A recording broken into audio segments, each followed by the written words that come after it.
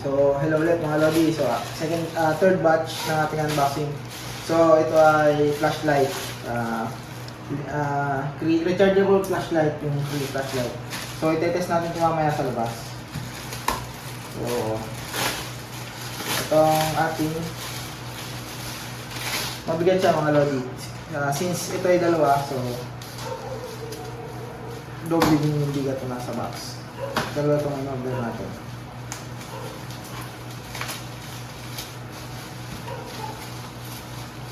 Ano to, aluminum yung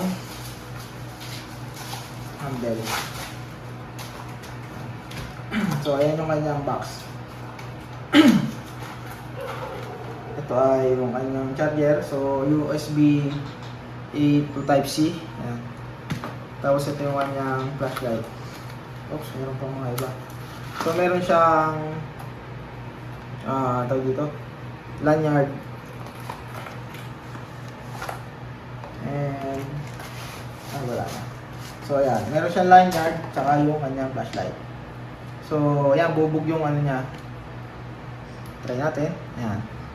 So meron siyang charge. So ito yung ilaw niya. Ayos. So far malinaw naman siya. So tetest natin kung mamaya sa labas. Smooth yung kanyang turn. Smooth. Tapos maganda yung pagkakayari ng kanyang ano. Napakadumi ng aking kwarto, di ba? Yan. So ito yung kanyang modes. Ito yung normal, dim, dimmer, and flash in, and slow flash, and off. So 5 modes. So ito naman isa, try natin kung magbubukas.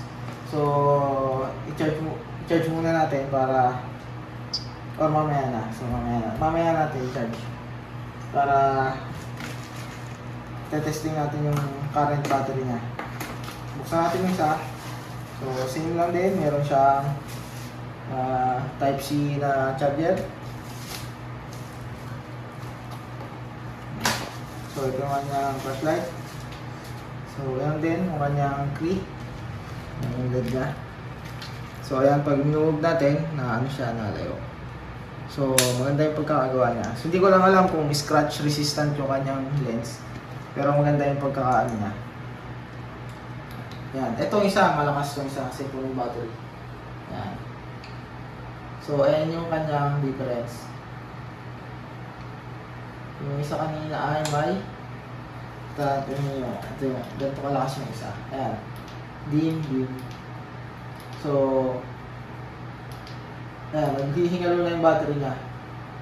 So, kaya siguro siya mahina. Itong isa full. Kita nyo. So, i-try natin itong saksak itong isa. So, makita natin kung gaano kalakas itong charging nito. Yung kanyang ano.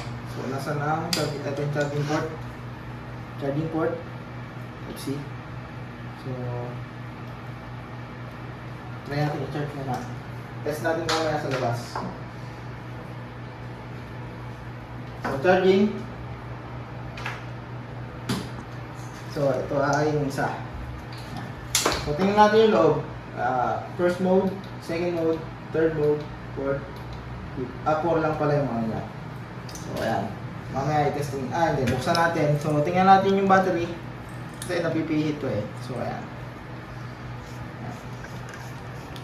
So, ito ay 26,000 mAh yung battery. Ayan. So, ito yung kanyang likod.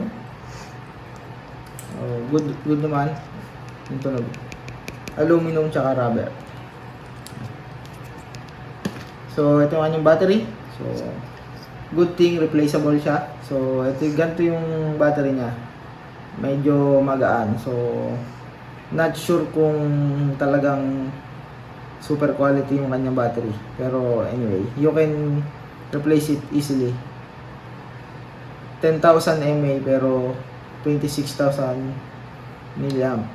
ampere. So ayan, medyo hindi ko alam kung tama ba tong label nila or ano.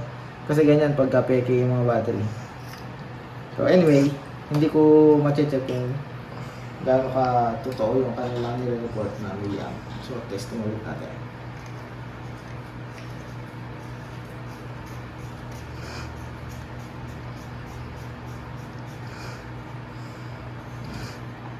Testing.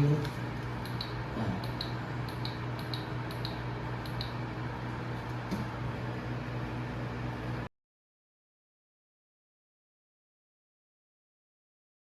Ayan, so ayan, nandito tayo sa labas ngayon mga Lodi. So ite-test natin itong ating dalawang flashlight. So ready? Ito yung isa. Ayan, dito siya kaliwanag. So nakikita nyo naman kung gaano siya ano. Ayan. So medyo malayo yung ano niya, routine. So yan ang siya kaliwanag. Ayan. Ayos.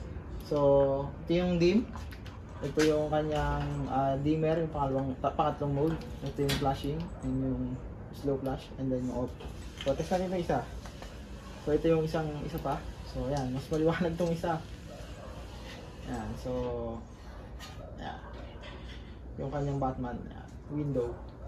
So, ayan yung kanyang kulay. So, malayo yung nararating niya mga Lodi. So, hindi ko alam kung gaano talaga katagal yung battery niya. Kung ganito kalakas na ilaw. Pero so far, good yung ilaw niya. Try natin yung isa. Yan. Ganitong difference ng ilaw. So, mas maganda itong isa compared dito. So, hindi pareho yung quality sa pagkakagawa. Nakikita niyo yung isa. So, yun lang mga lodi. Ciao.